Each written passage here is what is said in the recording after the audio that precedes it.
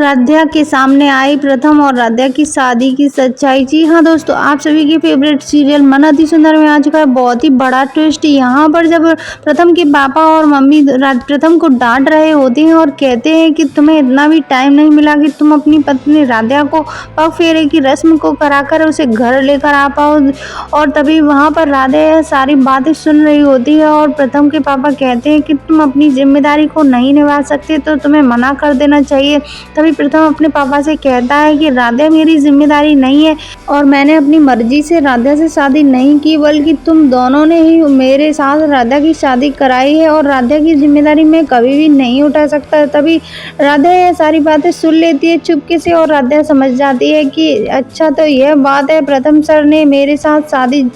अपनी मर्जी से नहीं की, बल्कि मम्मी पापा ने मेरे साथ प्रथम की शादी कराई है। और राध्या वहाँ से उदास होकर चली जाती है। जी हाँ दोस्तों, लेकिन यहाँ पर प्रथम सोचने लगता है कि मैं जब राध्या से शादी नहीं करना चाहता था फिर भी मेरे मम्मी पापा ने उसके साथ ज़बरदस्ती से शादी कराई और अब उसकी जिम्मेदारी भी मेरे साथ बांधना चाहते हैं, जो ऐसा मैं हरगिज़ नहीं कर सकता। लेकिन यहाँ पर जब प्रथम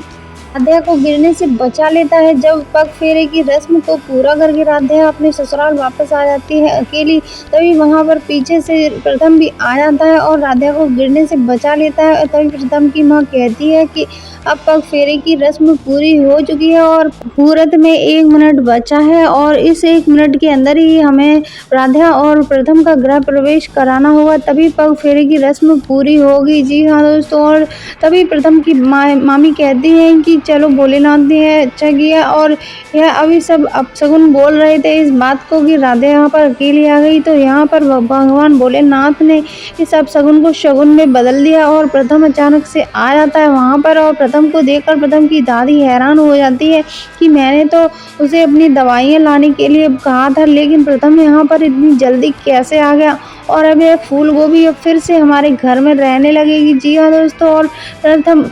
दादी का प्लान नाकामयाब हो जाता है और प्रथम की दादी बहुत ज़्यादा गुस्से में आ जाती है और वह सोचने लगती है कि अब यह फूल गोभी को फिर से आंखों के सामने देखना होगा हर दिन, और यह मुझे तो बिल्कुल भी पसंद नहीं है, ना ही इसकी हरकतें पसंद है। जी हाँ दोस्तों, लेकिन यहाँ पर प्रथम के मम्मी पापा इस बात से बहुत खुश होते हैं कि राध्या बहुत समझदारी के साथ अपने पग फेरे की रस्म को पूरा करके घर वापस आ गई और उसने ऐसा कोई भी अपशगुन का काम नहीं किया और वह हमेशा हमेशा एक समझदारी का काम करती है और वह अपने दादी और दादू की वजह से इतनी जल्दी घर से वापस आ गई। लेकिन वह बहुत उदास थी उन सभी घर वालों की बात को सुनकर के कि जब सभी लोग कह रहे थे कि राध्या तुम्हें फिर से अपने मायके वापस जाना होगा, लेकिन राध्या अपने दादी और दादू की वजह से वहां वापस नहीं जाना चाहती थी, क्योंकि वह समझ रही थी कि दादू और दादी को लगता है कि हमने कुछ गड़बड़ की है अपनी ससुराल में, इस वजह से हमें प्रथम सर लेने नहीं आए हैं। तो मेरे दादी और दादा बहुत परेशान हो रहे थे, इसलिए मुझे अकेले ही आना पड़ा वापस। लेकिन यहाँ पर प्रथम ने आकर सब कुछ संभाल लिया है और अब दोनों का गृह प्रवेश अच्छे से पूरा हो चुका है। दोस्तों, ऐसी वीडियोस देखने के लिए हमारे चैनल को सब्सक्राइब करना मत भूलिए और अगर आपको हमारी वीडियो अच्छी लगी है तो प्लीज़ वीडियो को लाइक करिए, शेयर करिए और कमेंट बॉक्स में आई सपोर्ट राध्या जरूर लिखिए। और यहाँ पर जब प्रथम की माँ और पापा प्रथम पर चिल्ला रहे होते हैं और उसे डांट रहे होते हैं कि तुम्हें ऑफिस से जल्दी आना चाहिए था, क्योंकि आज तुम्हारी